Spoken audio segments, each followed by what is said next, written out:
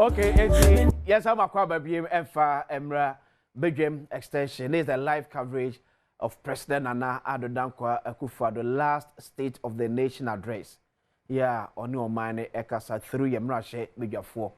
Na after no main area crash. So one of the discussion that you having was about former President Mahama, the last State of the Nation address. So yeah, on the 5th of January 2017. One of the issues supposed to be dealing with teacher absenteeism. That chef wa no monta and school. So Dr. Adebakwa, Dr. Tuboy, Adebakwa said, now I'm reading from my jaw line where the then Minister of Education, Dr. Matthew Poku Prempe, and so on a 6th of December 2019 said, teacher absenteeism dropped from 30% to 9% as of 2019. Yeah, no workers. So it's like I say. The 9% of me who baby after age 2017 and I say age 2019. And in fact, former President Mahama Dieno was 27% to 9%. Now this was also mentioning 30% to 9%. Sembuse wo sa mienu say susu ampa say ex-president Mahama. Yeah. And our president elect Omuvu sa figure no. Yeah. Teacher absenteeism. Okay. From 27% to 9%. So was it the true reflection of the situation? Na no kra no ka kire yen. Okay. Ana say figure bi na ode beto wo keke na say ode etu futuru egu yeni. Yeah. Adekwenti amibusa sa na say na ponsu baaye no was it we move from 30% to 9%. To 9%. And will be reducing from 27%, which is less than 30%. Yeah. To 9%. Then 9% you could change 30% within a period of 2 years. So what you say? Yeah. It is encouraged 9%. They are moving from 9% to maybe a 5%. So yeah. And now say wonu ja 9% no ena Nana Akufo-Addo eni na puba no mantimi anya adwuma yie ena call 30%. So okay. So in your class here. Now so ordinary akwa say so say former president Mahama age 9% na. So Nana Akufo-Addo in a space of 2 years no age mani grow extra empo ba bi Adom Mahama be fa di free 27% no to 30%. And almost reverting back to 9%. I know you assemblisa a woman a woman to me and chilimu. So because so be jan 9%. Not how bad 12 on the sure. Now so no what is so. The cow better so free 9% the ababe 4. That is Wahamun Chichemun Kono. So now what is so the ababe Wahamun Chichemun 9. You say Oba and why Juma. Yes. But Oba and one chile we say your friends say teacher absenteeism no. A year 4% and I say BBC and 9% no. So now Baba to us. There would demand any say now 30%. No be so say one on for free 27 no Wahamun Chemu eduenu enso. E hono no be free. Say we say enye 9% no jae na emomu no wo ba fa free wo ha mu pe nchemu aduasa e na wo so no de aba 9% inti 9% ne de omu mienu nyina ye omu nyemo moto so ba no kura bi na eni ho mayen okay so ati ase yeah eno na me de ya na eye me how kese se bi mpraduasa ho se kwakwa nanse ebe ka kire na ase se wo chiri adua okay won sori anadwo enkonkwa se dua no esija so no enfengu ni chemu nso a yeah wutiri hu ne bekuku but see mame ko kuma se asante wantem na ye ne amanfo nkodi enkomo wenua obemreko ye wo inshira 104.5 FM ATSC Emontini enhwe amanfo expectation as President Akufo-Addo exit as the President of the Republic of Ghana. So obey so ya krado a enkomo be na amanfo edidi na amanfo wo asante wantem share mu abra president in the last State of the Nation address eba betu joy eti yawo asante mantama henkro kumase na ahano the Central Business District a se ube pie mu ha ade a ekoso kese power ha pa eye adwadie na enei akwakoye the state of the nation's address ema Ghana mampani na Adom Akufo-Addo die twato kra no enei yabe pie mu ewo Adum PZ na aha no ba the former do na ewa ha afisi ewura fufuro mi edwadie no eguso a ekoso wano sidie na ekozada na ne amampani na Adom Akufo-Addo wode ni state of the nation address die twato kra eto omamu nyina anim no yate asimantam ni mu ena dwadifo ma ne adehye mo ha ebedi nkomo ahwe niema omo ehwe animu ewo ne kasa etwato ebra one Ghanafo ebedi nkrai na mamba akwo ha mo akwaba edo ba Adom TV so yeah nya na ene Ghana mampani kasa die twato kra o ma ne tebia o de twende na mo hwe animu wa mane tibia na Addo bekasa de eya me de pasa na no bekasa ade twato but de eya me yane se se na Addo Asante region opayacho pache se na Addo e disappoint ye Asante region I was disappointed ye we ye dwai anke de bebo na Addo din se na Addo bae we si Kumasi dwai maye so ni nyina aka se enya baabi ntoma de eno na ye me ya no Asante region wo mu se wa ye ekwan de wa ye bia maye but ye dwana ya kedi be gina wo zim abana na Addo din no wa nya maye Asante region obaye esa kwade na ni sia ye bibi maye so na Addo fa na ni asia anye be ti wande esa na Addo pa ya chow ansa kwa no wakasa esa pa ya chow ewo esa Asante region for me samo me disappointed mo etimo fa me bone nteme asane de le bone ache de me waka no etino adwadifo ma ne bi na o mo chese wo hwe edwaba akwa e wasenka ma no pani ne hwesi ma na wantimi anwie na enei a wo kwe ompa ya chew man ba akwa mo akwa Badwam TV so mejo so na Addo de ne oyo president a Akufo-Addo so and they say they were disappointed say ye dwai hwe me mete kwan ho awiai ani kwan we say ka mefu ebetume na minim se me to aba ma na Addo 8 years ni ma to aba saa fitikofo mleso tina minim se na Addo ba die obeye dwai ama da bi manya ba bi akwahya ayempa memfiri kwan ho bi me na say wo gya ye ho akoya wantumi anya dwai ama nti no pe ne ade ye ya pa wa Asante region obaye wantumi anya hwe amaye ne nim se dwane de nkoba ye ama nso wantumi anya nti wo the onka de twato me pass antimai cho Asante region Kumasi titiru opa ye chowia na afi odi bibia hye ma amansa no abe dwana maye e wa asomdwe mu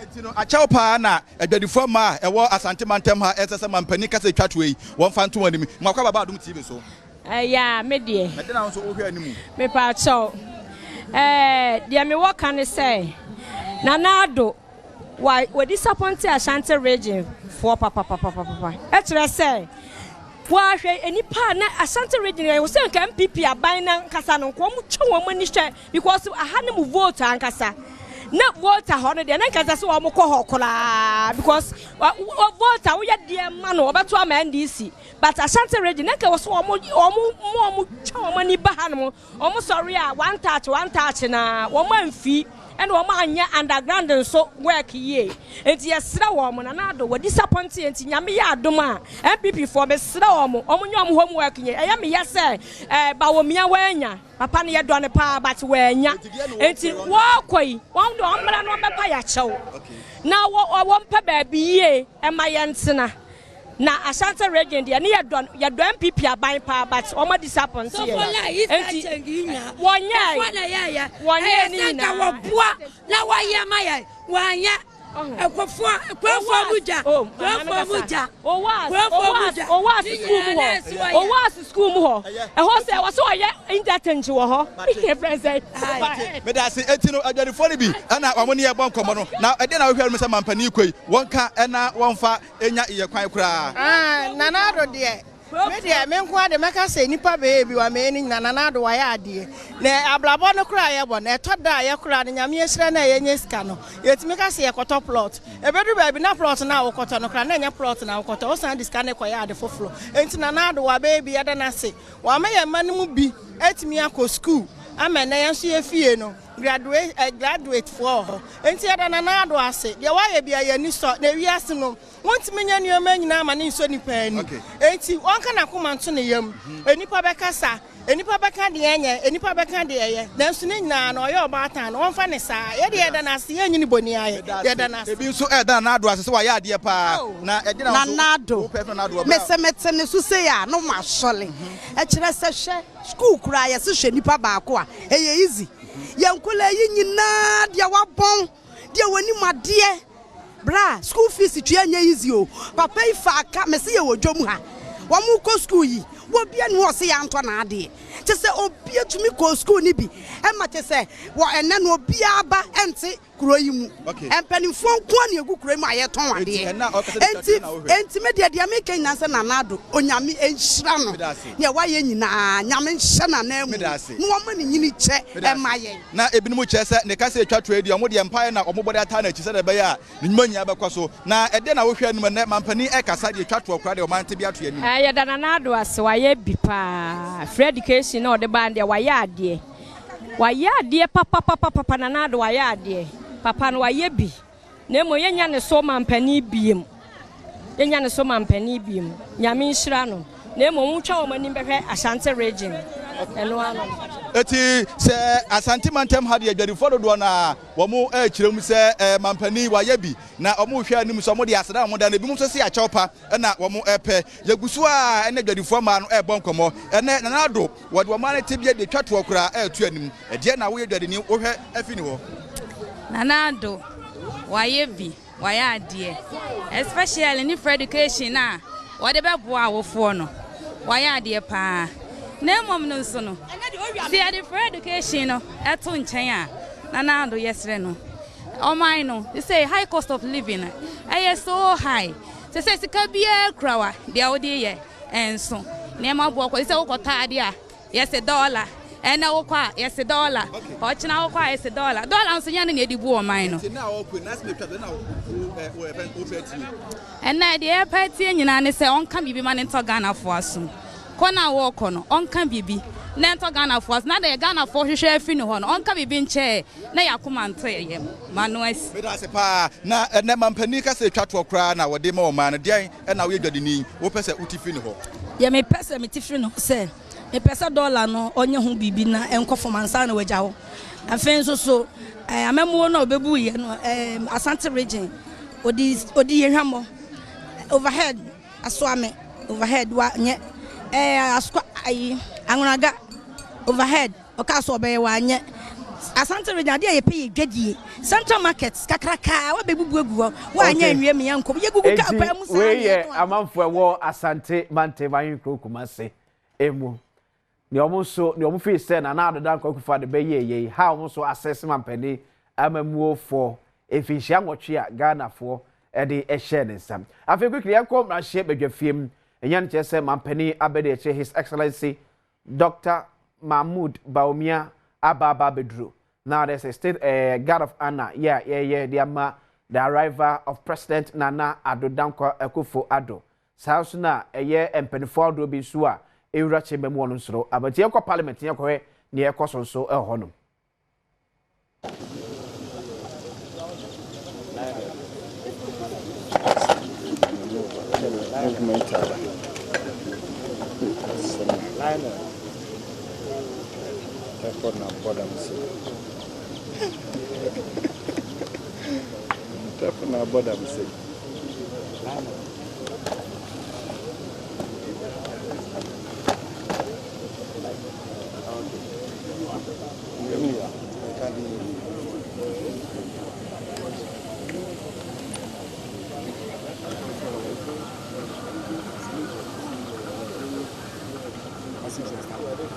Capito.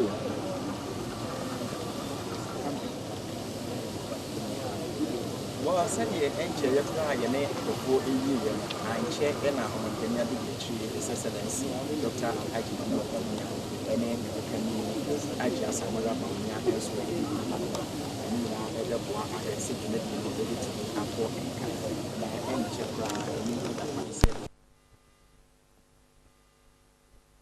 Okay, see, you best have parliament to be near Quack, just gone by no a year.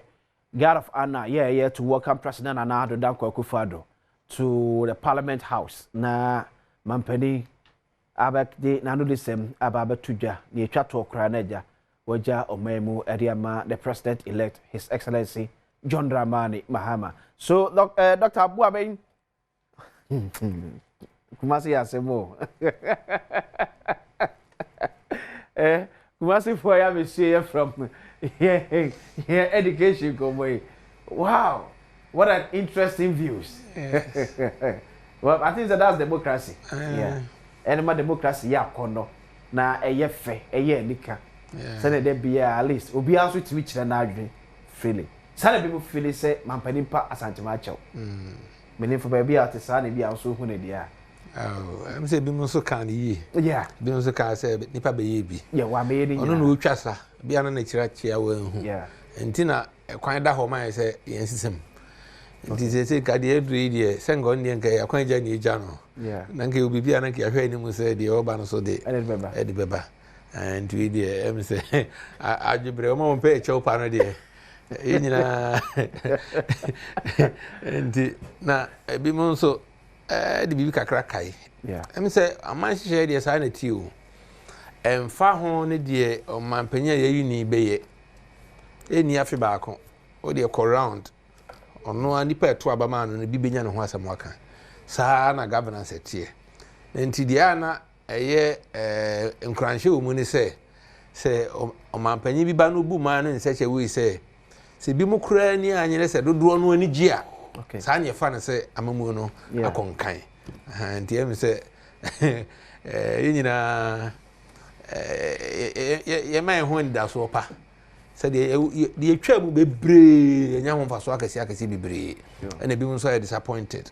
And saa na bi si every bia because emre bia foforo bia be hye bia no eboa bi na etie bi no so na so empire ne se dodo no amomu no ebenya emwa afri mu na yakọ enkan na de ne education no yeah medical can be na me koso aka me question methodology no omo data no kro mu use no enti me one major problem say me use politician statement. Okay. Na me dey analysis. We dey agree better than true for.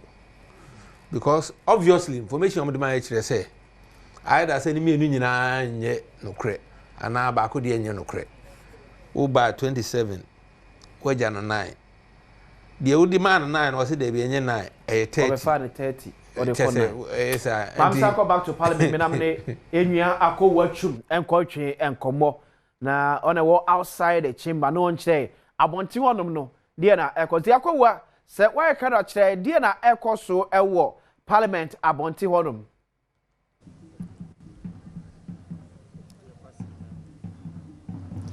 Agwasi mabena ase na mema ahwefo nyina kwa aba emra oman imra hyebedwam na wonim se ene da mampani na nado da nkwa Akufo-Addo oman imra no ehye no se bra odini dwumadi ekwa wie ye na se oba mra hyebedwam no bebu akonta adwuma a waye mfie nwotwe ya wo gya homa aban foforo aba besomu no obeka ede kire Ghana fo obepiem ewo mra hyebedwam anim ha asrafo navy-fo ena wonum ato santene etwen se mampani na nado da nkwa Akufo-Addo beba na wababes inspecti ana wabehwe sene wonu masi agina na ansa na owia wabanan ewura chamber ho enche bia ena mampani abedi akire Alhaji Dr. Muhammad Bawumia wone ne yire Haji Samira Bawumia ebebe pie mu hanum sei otu ani ehwe hanum sei nso awtimi sei edwa kakra ya na yebo ede mampani no ya wo ba obegina ho ema asrafo echia no mu ono nso egiso ma ensema wo hobi ode to nani mu ono eno nso ena wo ho no mu a wo mu aye ne crowd a wo twen se mampani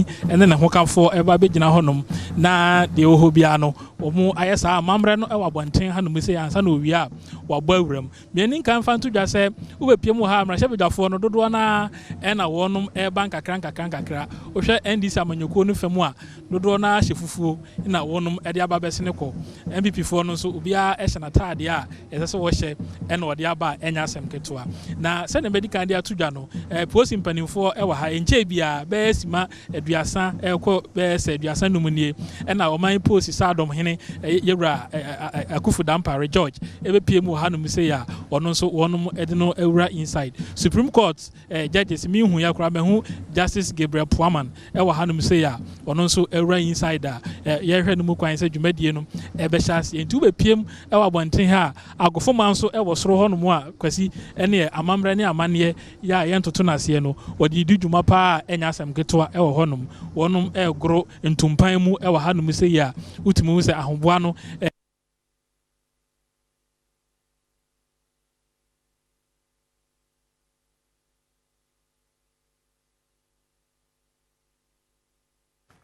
na afi amamre wa bonten a afi bia wo ba wo ye no wa ba be ye no wi a wode nani akyerem akọ inside na afi de wo bia no eno so wode akọ tudwa nti wo piem awa bonten ha se ya se na meka no empanimfo atwotwo wuro ya wo ka bia wo mu no aha no wonum nyina ebefa ansa no wonum afosoro ho nti ha eno wonum nyina e bank kakra ye hwe no mu kwan se sa adwumadie no ebeba wie ye na afi ya bawuram e wo inside ho na de wo bia na ye de abre atiefo akwasi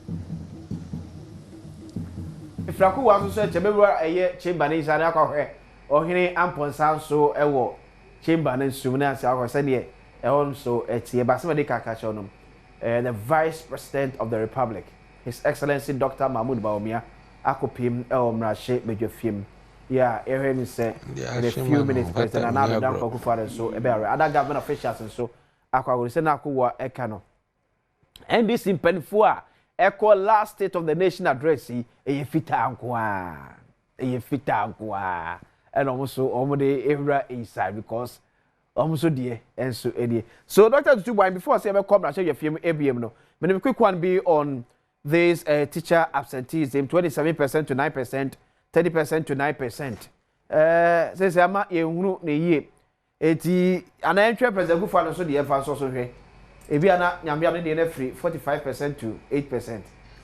I said that dog okay. Oh, say the same way. Say usually no ya na my information. But ya na unse tem you better omo come on masem no eyede. Dia na omo data no the entire teacher for the entire fi ho so bebre. Mo fa mo to the political data so. Debi. Ntika we say no nka say epeni ya da foforo no. Wait me akọ chiri. Okay. Ahwehwe other sources. Even previous years. Now yet me ahwe. Who compare from 2012. Okay. Now teacher absenteeism say. Okay. So why trend analysis? Why trend analysis? So I say if you president elect Ikasa in 2016 no. Yeah. 2017. 2017 no. He was even talking about schools under trees. Yeah. And was it we in every over 2000. Over 2000 yeah. Okay. But we say it even became a very complex issue. 2020 election. So school under trees here. Yeah. So yeah, now my question is it about say via amamono mubu no? Weba no hu baby obi aya kwa kodura otoaso ana wontoaso. Ana sense my ya no mo kan say asimasi ba wa anya hwe no emfuturo bi no mutu egu ye ni ana. So ahu. Yeah. We say we share statements na omo make here. Say we read Nana Akufo-Addo State of the Nation address since 2017. Yeah. Up to the last one I hear and san obey we na. You see, what me who say ya na ase ensem bi wo ha waka amana twam. We Dr. Fachem na me san ko mra shege fie bi me nua ohene amponsa ahod morning pedifo start AD ko to ohene se why kada som na yehwe komodi ekoso o mra shege fie. Soldier for any police when come nyina ha. Kro bebre yeto abawie a basa chi so ye hu hwie nyeye. Say our pockets of such things in Ghana. But adi abetuma ka say Nana Addo Akufo-Addo the president. What me aboa ne say under the tender no oman no atimi anya asomdwie. Ne atoso mienu under the tender no oman bi eye a developing economy say impuntuo eye ongoing ye nuru baabi a amaya kase na du no ade ehia say ohiani eba ebetimi anya akwanya na ba apomuden ni school sem no ono nso anya bi obi antimi nka say the free SHS na ama obi a o maame na o papa enibie ene soon to be the president, His Excellency John Dramani Mahama. How president? Oyobi wako school anameboa. Nana Addo Dankwa himself wako school. Me and Mijina wako school. Enti Nana Addo Dankwa ya adie bia. Any MPP abaya. Ohie ni bisu obusu ani ba dwen se daache ne ba betima be nipa. And you can never take that from us. Even though you who say free senior high school no aye bi anase aboa se da wo kanom. And for they still have reservations. Said there was a no. Any propaganda. Me ko pokuare 40 years ago. Na me ye vacation classes. Akiola ola ubisa akisa no mechere ma de ofie. Me kra papa go school. Na ye ma kwan 3 times. Baako udi almost 4 months. 40 years ago, o pass exams na go school. Yes, am penny ho into be day student. 40 years ago ni aduane nya de. Etini afra granola soup. One friend say gas mama mo de mo menfa propaganda ne na ada and say o man and over 100,000 young ones and kombusuani ni bi o motime ko free school wo say obi say o ho say my kombusa enkra na nkasa mama mfa propaganda no and say o man no say ade papa ba yes say obusa me mama nkanye wo mebusa busa me cause so say na Addo de no oja America free school no aboa na amwa ene obi office sala ofi afrancho mikrom obi ofi oti anke ne busuani nko SHS da okobi o pass exams a mo say leakage mimi ko school na leakage ni ho mama me emfa kontompo say o man no the next thing infrastructure momo mako school opa me seat beto so me yisika yenka infrastructure MPP abanda na Addo aye NDC ka na mukɔhwɛ na evidence entisa me resigning mama me emfa propaganda enkra bonten aso akra he look at the road network in Accra here look at the education infrastructure look at health na Addo be kumase mu have facilities our lunch here fa no to nchen economy of this country say sia we grow say kesi afa kachi we are saying so kwa sorry economy ni say sia ye grow say we are growing about twice 2016 year growth 3.2 3.4 because a variable no different from 2016 after COVID I am on 14 afie ni atu omo ka ho bi da so on my way and wo kira ba wi ase am sit na afie aban betu aka ho bi da wonim ye de yasem onyame ho ye ne report nyem no propaganda mu yisuno banyankopon be oh na social media na mu no ache we make obi change story no I don't care banyankopon de be as mama they say the essentially ni say education better essentially ni say economy ni say better essentially ni say there has been peace essentially ni say infrastructure adwuma rule of law woman mo ye MPs they are supposed to understand the rule of law. Supreme Court crackers from Sumunti, and then some here. 8 years, Minka say be perfect. Okasa Ahuchra, yes, Ahuchra. Now, I find Ahuchreni. Ebacho, I find an Ahuchreni. Nibusau, Chirame, Krobe, and Ovias Ahuchreni. Eti Papa, 8 years and a year. Yanya be in Nasono. Asumdie, Emre Yajumo Memu, Yesika Sam, better than Ahuchredi, Command and free.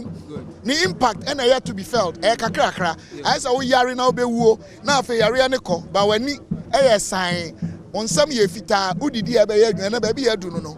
And no dance education. Better health, better.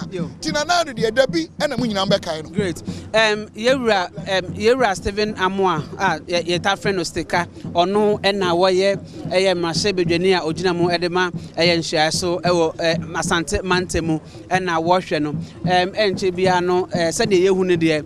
Omampani ebabe tumi ababe du hase na fe yahwe ye hu se ni omo amudi enim metre dispatch for na ababedu enu nti no mama yenko na yenhwe na ye hu se omampani eye Nana Addo Dankwa Akufo-Addo enche bia no obaba abedu na chese yahwe ase na fe eti no yɛhwɛ sɛ de ɛkɔ no sɛ baabi adu no obi ayɛ krado na yɛhwɛ sɛ yɛbɛtumi ɛhu ɛyɛ ɔmampani na waba bɛduro na ɛyɛ the last state of the nation's address ɔde ma ɛyɛ ɔman Ghana no na ɔde ababe pie mu ɛde nsɛm ɛna wɔka sɛ wode waso ɛto fam na wohwɛ sectors ahodoɔ a ɔbɛbɛka ho asɛm bebi te sɛ one day one factory ebe feature ɛwɔ ne kasa mu ana so sɛ wohwɛ ɛyɛ free senior high school na obi bɛka sɛ proud to the 2024 elections no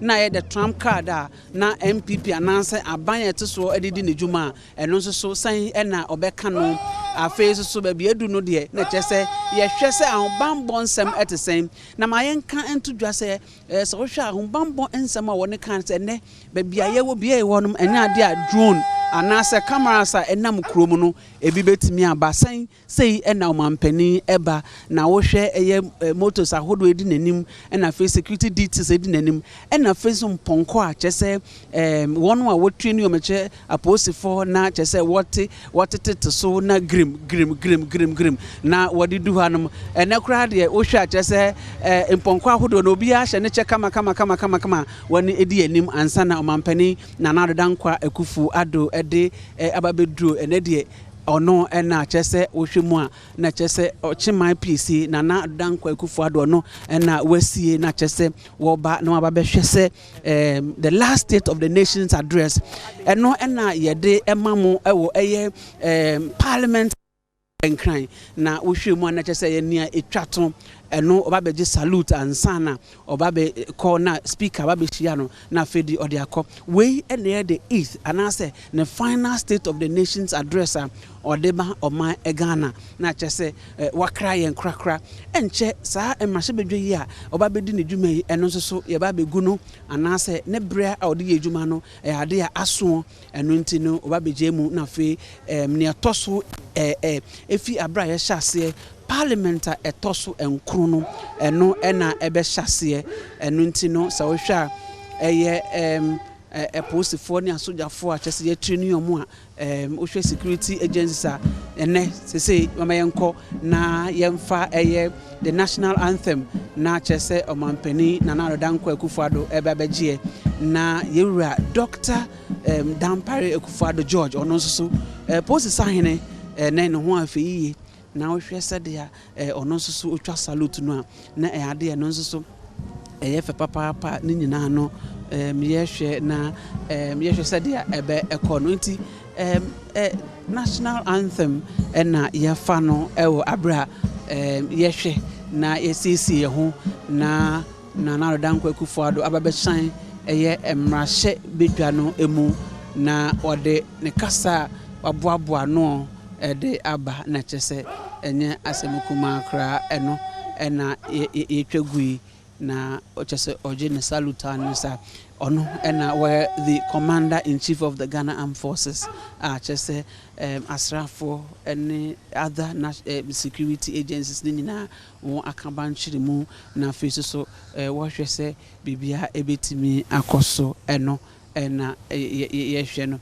ɛno nti ma yɛnka wɔ sɛ multimedia Adom brand yɛgyina mu ɛwɔ hanom a nintini pii ɛna amba hanom na wɔba bɛhwɛ sɛ sɛn ɛna ɛbɛkɔ sɛn ɛna dwumadi no ɛbɛkɔ sɛn ɛna ɔmampani ɛba bɛkɛ ɛno nti wohwɛ sɛdeɛ nea ɔdi anim the commanding officer ɔno ɔba na ɔbɛgye permission ɛwɔ ne hɔ na afei wayɛ the inspection of the guards president made the inspection of the guards na afei ewia na kyerɛ sɛ na ansa na wawuram yehu yewura Alexander Fanyo Markin a ono na we democracy ba no dani na afei so yewura Habib ono nso so o hanum afei yewura Asiama Andrew Asiama ono na we the second deputy speaker of ono nso ba yemame the first lady of the Republic of Ghana yemame nso so ababedua oni omampani na kyerɛ ebae sabia me no krasa de Mr. Excellency Nana Addo Dankwa Akufo-Addo na kyerɛ wokɔ na wakwakoye friend the guard of honor Ntino a friend is saying Minuya Akowa Chum Jamra Wahanum Jamra then share so share a year and we see one a day President Abaha Yura Dampare and so Edimu Akotene na washa saying and now what does it indicate to us say or mine yes you won't say Kabami Kabia Memofi Abra say from 1992 ebebezi sabri ohene na me kan sisi say sa ene marketing ketia ye duru say ye di dwuma kese bi te say ya ye no ese say ye somu yi pa fe say no na bo ye ka bi ma me nka bi ho dawuro e kire wiase afa na nyina say ye nso asoman no ye obi bi a efe amanyose mu no menteme ho ase beba nye ni nyina na no obi ba ya adwene nanso saa nneema we ene kan ye bom se ye Ghana fo ya eda ye ka bi ma me nka bi no e kire wo hwese ne mampani oba ya sambre wa start ya o inspect anagada IGP no e ka no ho a wo mu edi dwuma ete saa na wutimu se ese se Ghana memra ete sei no yeso mu yie pa ade a afibia mampani be kan state of the nations no a yehu no enti medimidi se yeso mu yie a ebeboa ma ye ka bi ma me nka bi ya bo ho dawuru eyie pa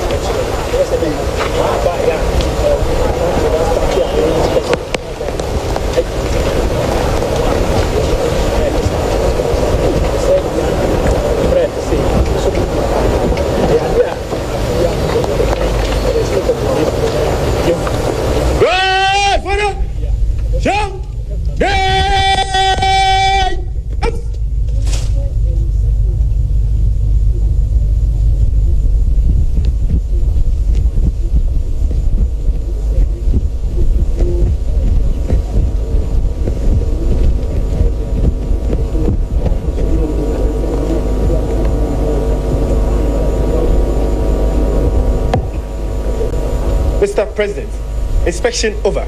May I have your permission to march off the guard?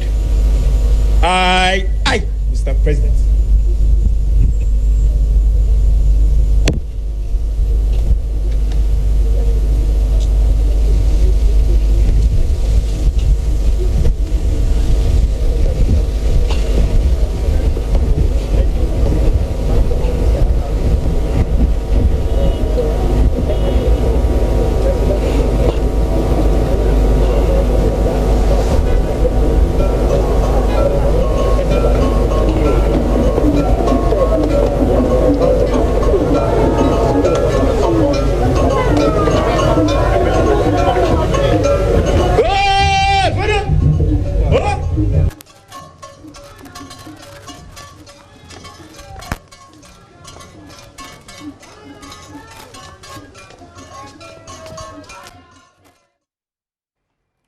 Okay, so President Adom Akufo-Addo nye the God of Honor bo a day a man, and this is the last one.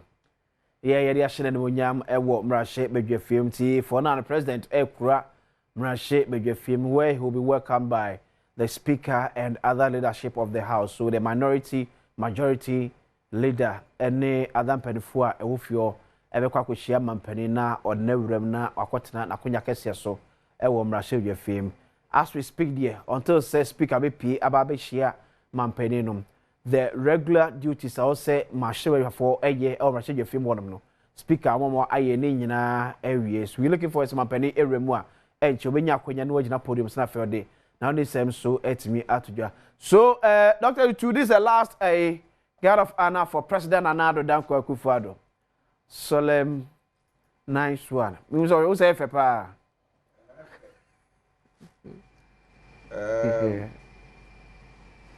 We are said there.